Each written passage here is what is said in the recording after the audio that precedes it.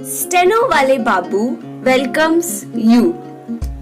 Shorthand dictations in male and female voice from all sources like magazines, speeches and editorials at various speeds up to 120 WPM for various departments like SSC, DSSSB, CRPF, Delhi Police, etc.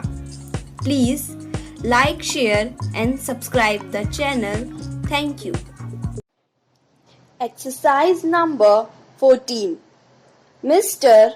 Vice Chairman, Sir, the Constitutional Pundits Right pointed out that free and fair election is the essence of democracy. So the government, which has faith in democracy, is expected to introduce necessary reforms to have free and fair elections.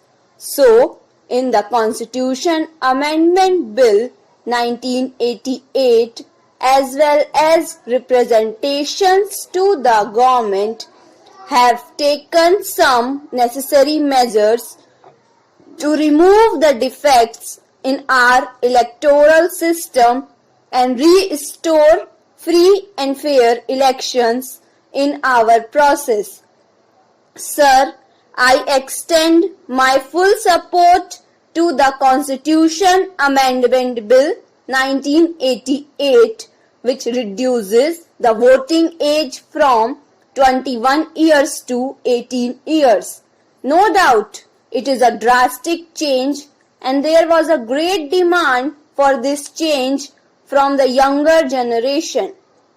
But I am to remind this House that there are some state governments which have already introduced this change.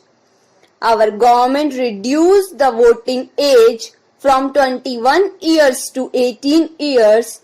So, in consonance with that line, the central government has also come forward to reduce the age by amending the constitution.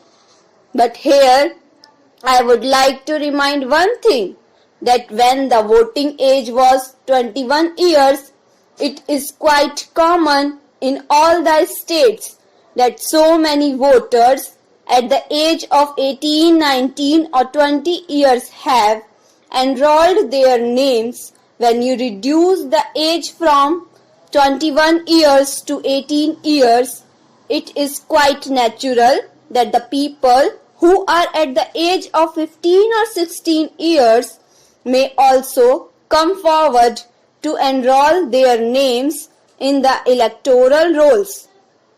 To avoid this influx, I would like to appeal to the government that without any delay, the multi-purpose card must be introduced. I am glad that the government has given an assurance to introduce the identity card system. It is in the right direction, sir. The Honorable Minister, in the name of reforming the electoral process, has taken some steps to curb the right of the states. For example, under section 13, he has introduced a new section by which all the officers and members of the staff who are actually under the control of the state government are brought under the control of the election commission during the election period, and not only for control but also for discipline purpose and other purposes. They are under their control. Sir, earlier they were assisting the election commission. There was no difficulty to the election commission, but now the central government want to control on the officials and want to conduct the election with its own power in the name of giving powers to the Election Commission, it has amended this. It has moved this proposal with a bad motive. The Election Commission, we know in theory, is an independent body.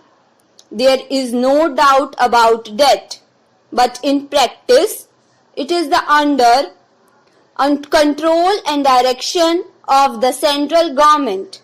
If the government is very particular about this amendment, then my honest opinion is that it should have consulted the state governments before putting this proposal, but to the best of my information, this government has not consulted any state government. Without consulting the state governments, it has taken the officials of the state governments under its control. Sir, here a right move is regarding the recognition of political parties and definition of political parties.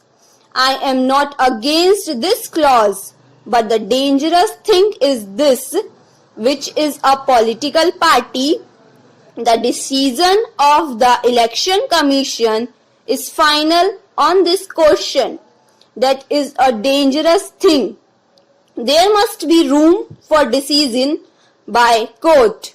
If the decision of the Election Commission is final, then there will be no democracy because, as I stated earlier, we know by experience that the Election Commission is under the control and influence of the party in power at the center. This bill has included some more offences to disqualify a candidate from contesting elections. In principle, I am not against this, but is it necessary? Why should we enlarge the number of grounds? There is no need at all. If anybody is convicted by the court, it is the people who reject him in the poll. Why do you unnecessarily increase the grounds for disqualification?